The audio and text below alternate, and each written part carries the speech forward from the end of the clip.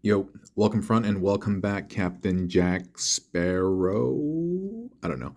Today we're gonna combine Dirge and Axlegrease, and yeah, I hope everyone is doing super duper duper. Yeah, and then so I'm just gonna start taking her apart. Full disclosure: the torso and the hook bit are not used. Oh, and also, um, this particular Axlegrease. Watch, I'll show you right here. This is the one with the two right doors or left doors, whatever you want to call it. And hey, there's some weird thing under there. But as you can see, these doors are in the same direction. They're not supposed to be. And I contacted Hasbro customer support, and they're like, "Cool, we'll send you something of equal value." And I was like, "Ooh, send me another Axlegrease," and they sent me an RC. Bah, bah, bah, bah, bah. Sometimes it's like that. Um, I'm trying to remember, like, are there other instances where I got like hooked up with something? I think the best thing that I ever got hooked up with from Hasbro was something was wrong with the Voyager class toy that I bought, or I don't know, it was something bigger. But they sent me two figures. One was Galvatron, and the other one was Blitzwing. Or they sent me two Blitzwings. I don't know. I think I sent one to Timbo. I forget. But yeah, I got hooked up for that, and I don't remember exactly what exactly. So first things first, we're going to compress his legs like this. A lot of the Junkion builds that I do require bots that do leg compressions. And also, I was going to say, dude, I'm just loving the color pairing on these two characters. You know, we got some nice rich purple and blue, and like these dark kind of grays and blacks, some white silver that goes together. And so that was the genesis of this particular project.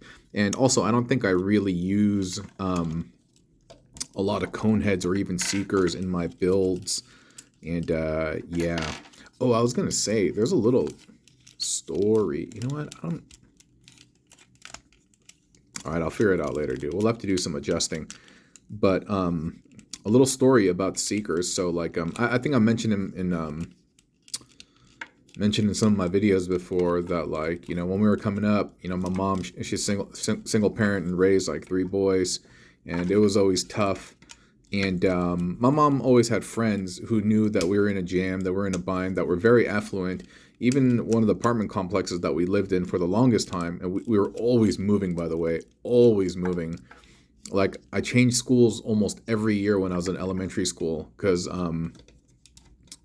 like, I'm thinking, like, let's see, kindergarten, different school; first grade, different school; second grade, different school; third, fourth, and fifth, different school. Then for a little bit, sixth grade, I went to a different school, but I ended up skipping it. Seventh, different; eighth, different; ninth, different for a little bit, and then high school, it was stable. But like, yeah, it was crazy.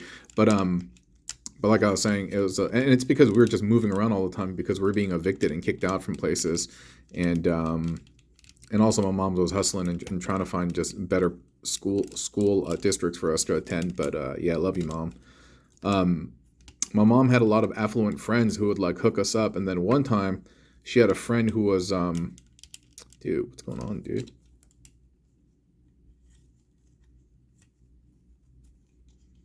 I forget. There's you gotta fold this up in a specific way. Like, this has to be down or something. There we go. She had a friend who was like some type of merchant. Like, I don't know, dude. I remember her coming by, and she would always have like different types of things. Like, I don't know if they like purchase stores or like lot, like what is it called? Estate sales or something. But she would always have like different stuff. And like one time she came by and she hooked us up with those. I mean, this is a long time ago. It was like a smart watch. It was ahead of its time. You could like do calculations. It could store phone numbers. And you young cats, y'all won't know because everybody got phones and stuff like that. But yeah, back in the day, it was like a big deal. And she would hook me and my brother up with like the newest versions and stuff. And it was wild, dude. Yeah, she was a really nice lady. But one time she came over and she had Thrust, you know, and I always liked Thrust of all the Coneheads for some reason. Like, I don't remember anything particularly about his character or anything, but maybe I just like the color, or the VTOL wings. Like, I really like Thrust a lot. And she came by, and dude, and this was in the, I think it was in the late 90s, or no. I was still in high school, so it was like mid 90s. And by the way, you see what I did, right? I plugged in the Axlegrease shins underneath the conehead feet, the heels, and we put these little exhaust spur things over here to give him better stability. But yeah, those are the legs, and that's what he's gonna look like once we finish him off. But yeah, so she see that Axlegrease arm?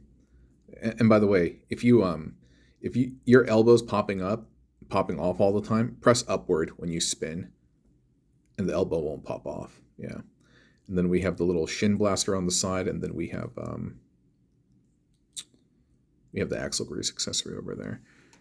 But yeah, she came by with Thrust, and she knew I was big on toys, that I like Transformers and stuff, and so she held it in her hand as she gave it to me, and she was telling me something along the lines of like, these are going to be like worth something, so maybe this one you like keep in package, or I mean, it was all like, I don't know. But what I do remember is as soon as she gave it to me, I ripped it out of the package too. And I remember her kind of looking at me like, maybe I shouldn't have given that to him, because she was trying to tell me like, hey, like these are going to go up in value, and I guess she knew something about collecting. And mid 90s, there was still G2 going on, but this was G1. I remember the packaging. It was the G1 Thrust. And she was kind of saying like, hey, I know you like toys, but you're getting older, so you might not be playing with this anymore. Because like I said, I was in high school already. And she was like, and so this might be going up in value. And it's, and then she was like, oh. And then, of course, I totally lost it. Even though I was like, and I was older, like, I don't know. I just didn't have any respect for Transformers anymore or something like that. And I just totally lost everything. Like, I have zero idea what happened to it. Like, I can remember certain things that happened to our G.I. Joes and this and that. But that Thrust figure, dude, I have no idea what happened to it. Yeah, I just remember tearing the package and like, yeah. So we're done. We're pretty much done over here. I think he looks good. There was a previous build that I had done where I had aggregated the arms on one side and utilized this as kind of like another arm. But ultimately, I decided to go against it, and I like this a lot. There's some funky stuff if you look at it on the side over there, but still not terribly hateful in my opinion. And I think the colors that present themselves in terms of like the breakup, the purples, the light blue to the whites and everything, that looks just really, really nice. Could I have used these to fashion some kind of blaster? Yeah, could have. I mean, we did it for the Siege Barricade and Axlegrease build.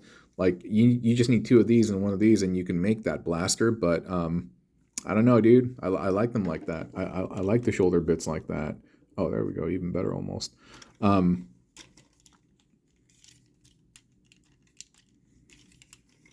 you know what? Earlier was better. Yeah, like that. Yeah, so we're not going to use that torso, and that's fine. One thing that I've been having to not come to terms with necessarily, but accept is like, typically when I'm building with stuff, I try to use all the bits. I would say that about 95% of my builds, or even 99%, utilize all the parts. But like, I've seen a lot of creative people on TFW, on Twitter, who won't use all the bits, who will just use little bits here and there. And I'm like, and they make beautiful things, So I'm like, you know what? I should just explore that. Just kind of mix and matching parts and creating different things, and not necessarily having to conform myself to, you know what I mean? Just using all the bits for one particular project. And that would really open the doors in terms of the different levels of complexity and the things that I could do. And so I think this particular confinement, this box that I've created for myself in terms of creating stuff, eventually I'll probably break free and do some different things. But for now, you're going to get more of the same. And I don't think that's too bad. So for Axlegrease,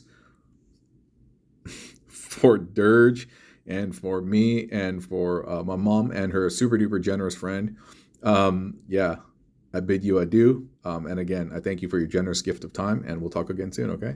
Take care. Bye.